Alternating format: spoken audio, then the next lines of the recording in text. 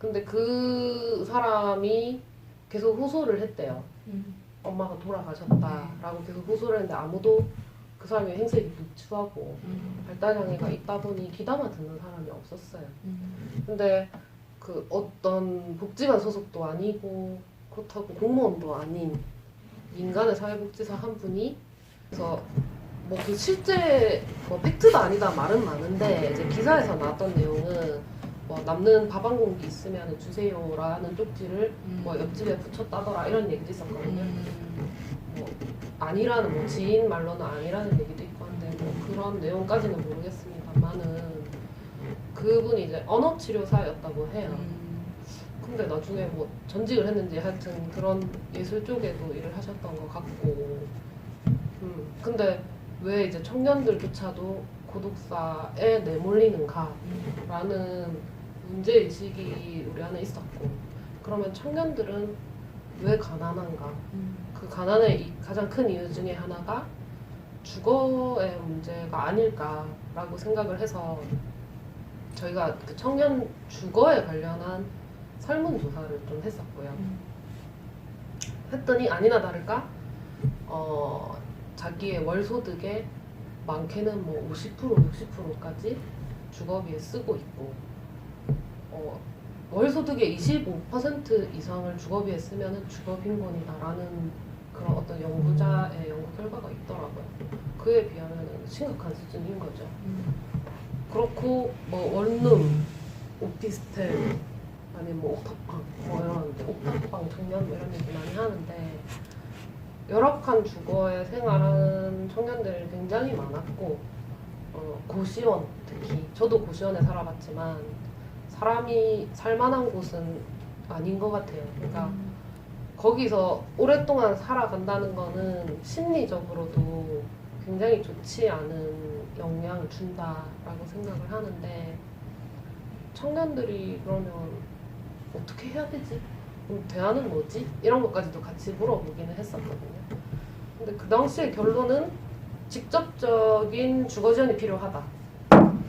많은 수가 그렇게 대답을 했었고 그래서 지금 약간 정책적으로 그때에 비하면 조금 나아지는 내용들이 뭐 주거급여가 부모님하고 그 30세 미만의 청년들은 따로 살아도 한 가구로 보거든요.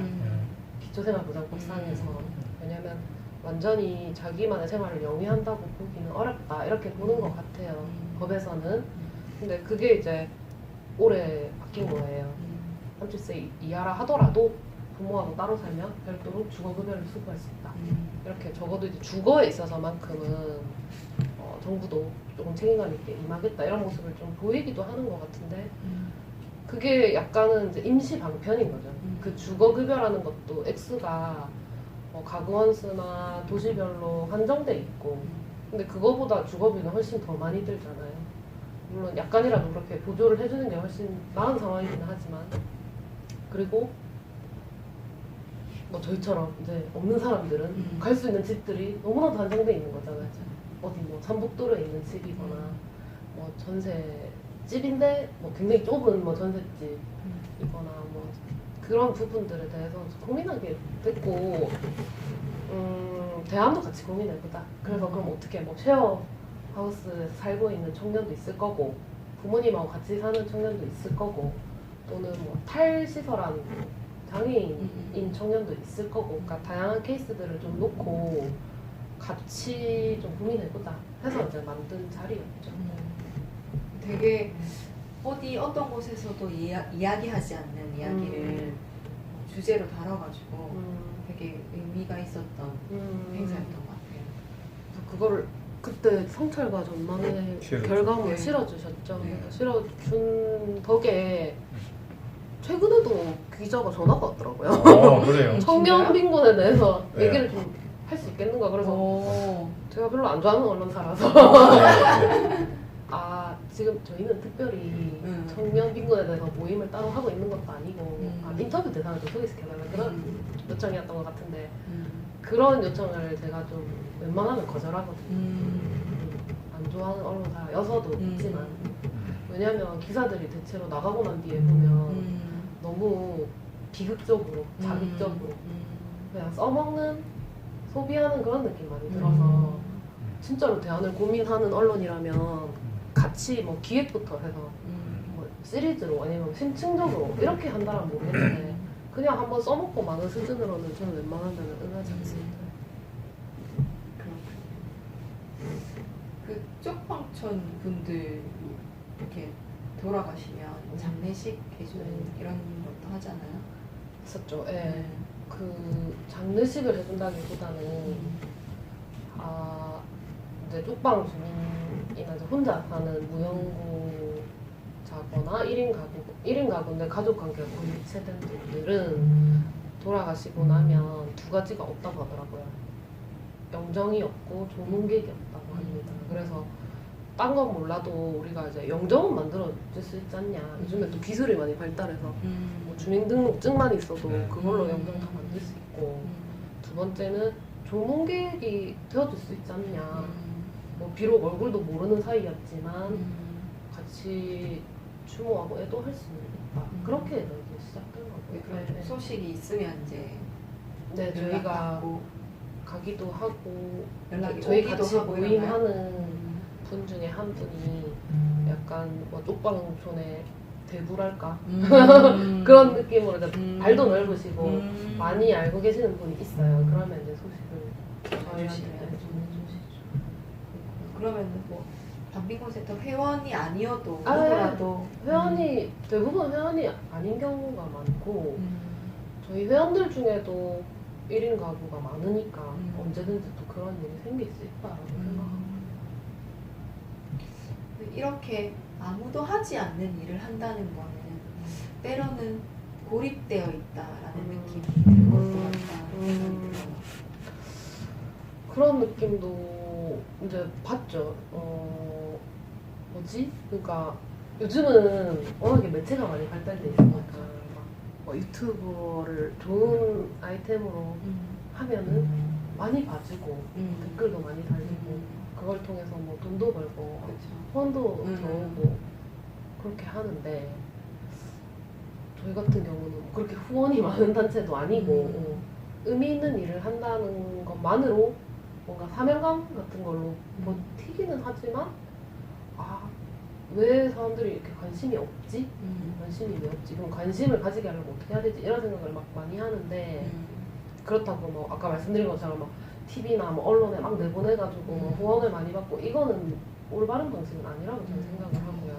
이 뜻에 동의하는 사람들이 더 많이 늘어야 되는데 그러면 계속 그 의미들을 전파하는 수밖에 없다 이렇게 생각하고 계속 하는 거고, 기본적으로는 빈곤에 대해서 사람들이 생각하는 것이 조금 게으른 것 같아요. 생각하고 싶지 않은 주제인 거죠. 어떻게 보면 자기 문제이기도 하지만 그거를 너무 적나라하게 맞닥뜨리기에는 좀 힘든 주제니까 이거를 막 즐겁게 하기에는 즐겁게 보여줄 수 있는 그런 주제가 못 되는 거예요. 그래서 그게 제일 큰 문제일까? 그럼 어떡하지? 막 이런 생각을 하긴 합니다. 그러면은 반빈곤센터에 기대하는 향후의 방향 혹은 뭐 비전 혹은 뭐 이런 것들이 있을까요? 뭐 향후 뭐 계획하고 있는 것들이라든지. 저희 이제 일단 올해 계획은 앞에 말씀하신 내용하고 연관되는데, 그 올해부터 부산시는 아니고 각 구별로 공영 장례 조례라는 게 시행이 됩니다. 근데 이 내용이 좀 비현실적이고 많이 부족하거든요. 그래서 그거를 좀 조사를 하고 실제로 그럼 존엄한 장례가 이루어지려면 어느 정도 수준에서 지원이 돼야 되는가, 당사자들 이야기도 좀 들어보고 인터뷰도 따고 그렇게 해서 제기를 좀 하려고 하는 게 올해의 목표고, 저희가 작년에 거의 한 10번 가까이 막 토론을 하면서 결론으로 도출한 게 2025 사명 비전이라는 걸 만들어냈거든요. 20년부터 25년까지? 네, 5개년 계획 같은 거죠. 2025년에는 뭐 어떤 목표를 우리가 이런 모습일 것인가에 대해서 얘기를 했는데, 일단은 총 회원이 200명이 된다. 지금은 몇 명인데? 지금은 한 130명 정도 약간 50? 들쑥날쑥. 그 5년 안에는 되지 않을까요? 5년이 아니고 2025년까지니까. 5년이 안 남은 거죠. 올해가 4년, 21년이니까 4년 남았네요. 4년 남은 셈인데 그거랑 근데 회원이 그렇게 빨리 늘지 않거든요. 엄청 막 신경 써서 모집해야 되는 부분이 있고 또 이제 운영위원이 지금 6명인데 운영위원이 10명 된다. 막 이제 이런 목표들을 막 세워놨어요. 그리고 또 그 중에 적어도 빈곤이라는 주제에 대해서 좀 신뢰받고 부산에서 누구라도 빈곤 문제가 궁금하면 찾아올 수 있는 단체가 된다. 막 이런 것과 그 동구 지역의 민중의 집이 된다. 뭐 이런 목표들을 막 잡아놓기는 했습니다. 장기적인 목표들인 거고 좀 더 구체적으로는 이제 제가 상담을 하지만은 저희 단체에서 거의 저 혼자서 상담을 하니까 좀 역부족이에요. 그래서 저 외에 이제 당사자면 더 좋겠죠. 당사자들이 자기 동네에서 자기 이제 그 지역의 주민들에게 좋은 영향력을 미칠 수 있는 상담사가 되어서 상담사이자 뭐 멘토이자 이런 역할들을 동네마다 하실 수 있는 분들이 있으면 너무 좋겠다. 이제 이런 생각을 계속 하고 있습니다. 너무 아니고 뭐 전반적인 거 다 심리. 이제 기본적으로는 기초생활보장 제도에 관한 건데 일단 뭐 생계에 대한 문제가 가장 크니까 그거를 또 해소해주면서 근데 사실 상담을 해보면 딱 그것만 얘기하시는 건 아니거든요. 뭐 심리적인 문제도 있고 뭐 알코올릭의 문제도 있고 뭐 가족관계, 뭐 인간관계의 문제가 한꺼번에 다 이제 뭉뚱그려서 나오는데 그런 필요들을 조금 서로 돌봐줄 수 있는 관계망을 형성하는 것이 저희의 역할이기도 하고 그렇게 됐으면 좋겠다는 생각을 합니다. 그럼 달품에는 가면은 언제나 대표님 계신가요? 오늘도 누가 전화해서 늘 계시냐 이렇게 물어보던데 늘 있지는 않고요. 왜냐면 제가 상담자 혼자라서 어디 외근을 나간다든지 뭐 어떤 주민을 상담하러 나간다든지 그런 경우들이 좀 종종 있거든요. 자리를 비울 때도 있고 근데 보통은 있습니다. 특별한 일이 없으면. 네. 개인으로서는 어떤 희망하는 바가 있나요? 반민센터랑 반민센터와 관계없이. 개인 근데 제가 그러니까 말씀하신 대로 이 일을 하고 또 특히 대표가 되면서 개인적인 바람들이 예전에 비해서 많이 없어진 것 같아요. 그래서 이렇게 살면 안 되겠다. 계속 뭔가를 목표를 만들자. 내 개인적인 목표를 만들자. 그래서 언제지? 2017년에는 그 안나푸르나 트레킹을 갔다 왔거든요. 네. 그러고 나서 많이 좋았고 몸이 힘들었지만 좀 마음이 해소되는 측면들이 있었고 몸이 힘든가 동시에 그것도 그냥 어찌 보면은 가야지 언젠가는 가야지 했던 거를 문득 저지른 거예요. 그리고 그 2년 후에는 프랑스 여행을 갔다 왔어요. 네. 그러니까 감히 상상할 수가 없었던 제가 그 네팔 간 게 해외여행 처음 간 거였거든요. 그전에는 해외여행 간 적이 한 번도 없었는데 근데 한번 가니까 또 가고 싶고 돈 모으면 되니까 돈 모아서 또 가고 그러면 이제 경년에 한 번씩 해외여행 갔으니 올해 가야 되거든요. 올해 지금 또 가야 되는 타이밍이거든요. 그래서 네팔도 너무 좋았고 프랑스도 너무 좋았는데 이번에는 베트남이나 그쪽으로 그 주변의 국가들로 갔다 오셨잖아요. 그때 너무 부러웠거든요. 좀 길게 갈 수 있으면 구석구석 좀 돌아보고 근데 지금 코로나 때문에 못 가니까 맨날 세계 테마기행 이런 거 보고 걸어서 세계 속으로 이런 거 맨날 보면서 영상으로 봐도 좋네 이러고 영상이 워낙 이제 요즘에는 잘 만들어져서 나오니까 사실은 실제로 가서 제가 히말라야를 봤잖아요. 영상으로 보는 게 더 좋은 것 같아요. 맞죠. 이렇게 보니까 이렇게 보여주자 영상을. 완전 다양하게 보여주자. 드론까지 띄워가지고 막 다 보여주니까. 그때는 힘들어서 땅만 봤거든요. 그런 개인적인 바람이 있습니다. 그러면 개인적인 질문 하나 더 해도 되나요? 네. 결혼은 네. 네. 결혼은 네. 혹시 신혼여행으로 해외 갈 수도 있잖아요. 그렇죠. 그런데 신혼여행 아니어도 가면 되는 부분이고 결혼에 대해서는 저는 좀 생각이 없어요.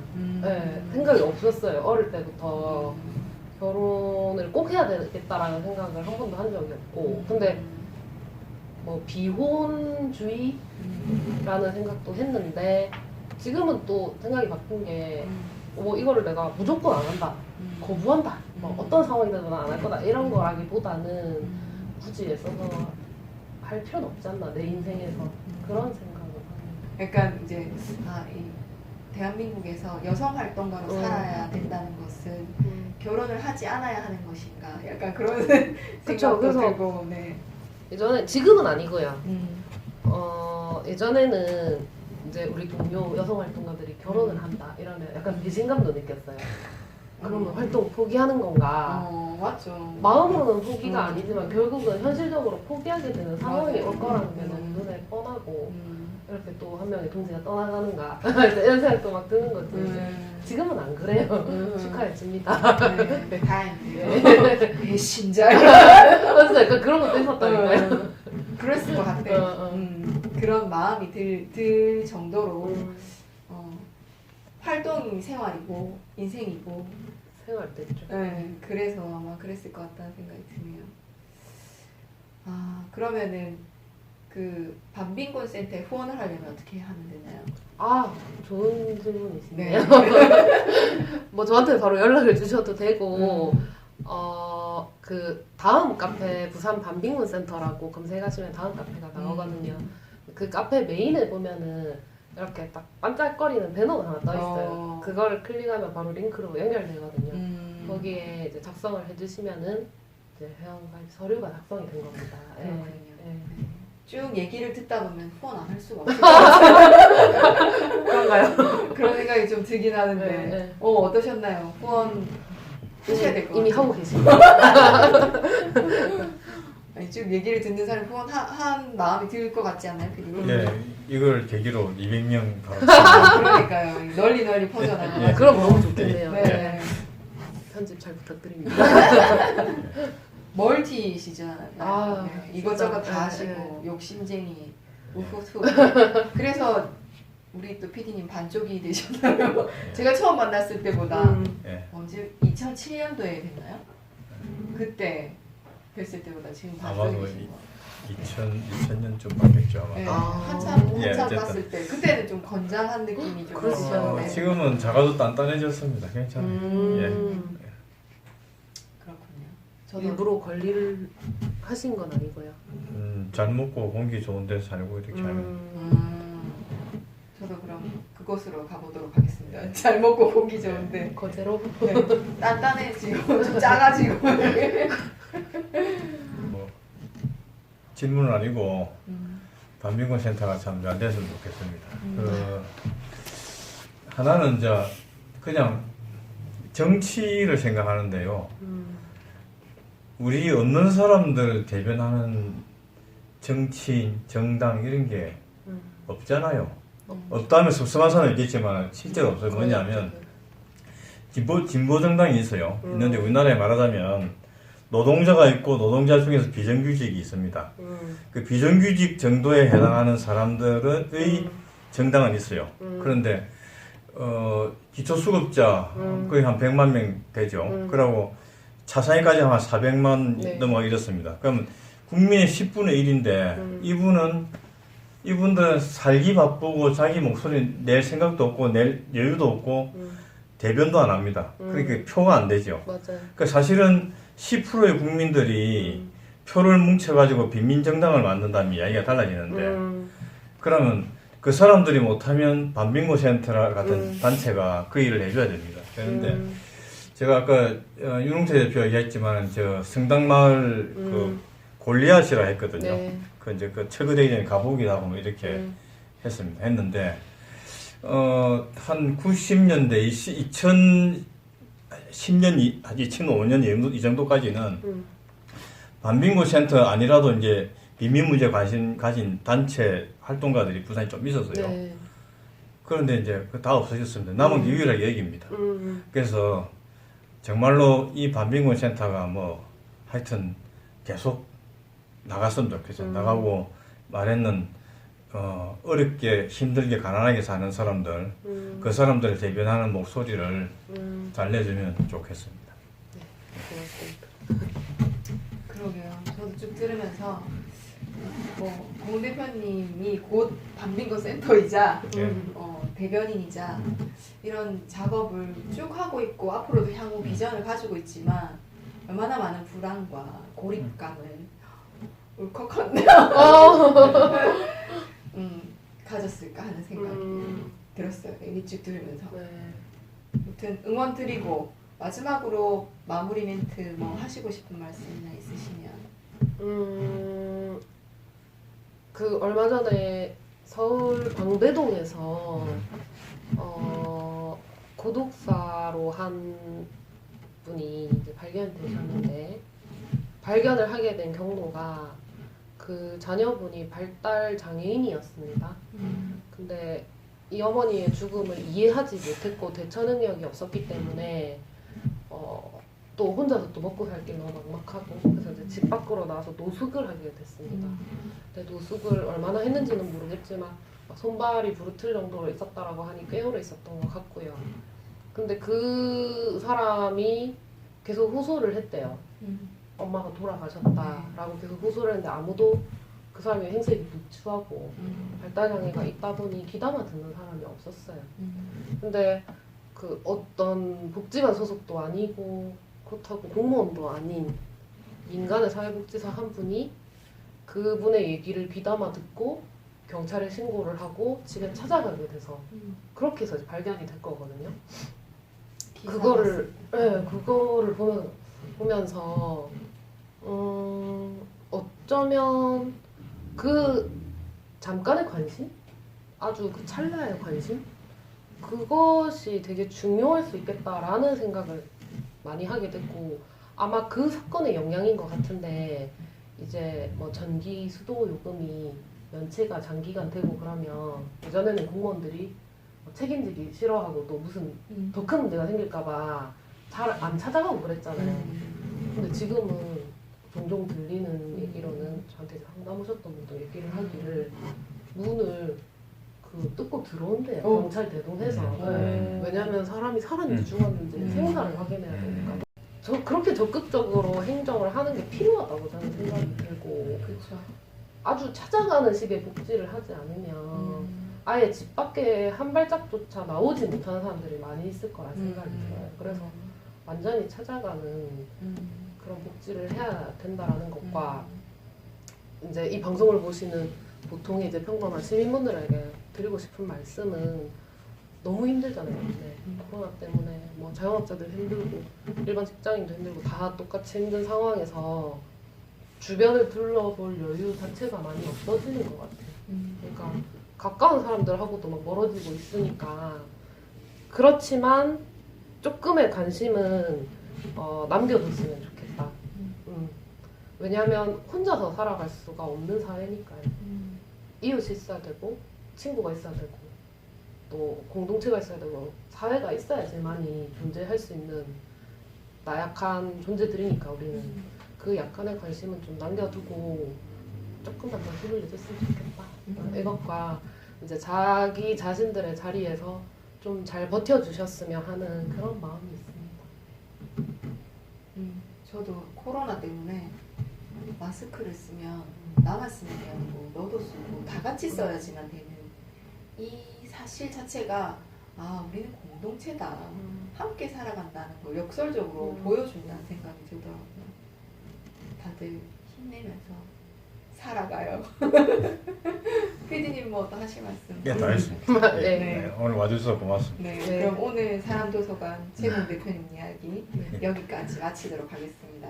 예. 네. 네. 수고하셨습니다. 수고하셨습니다. 고맙습니다.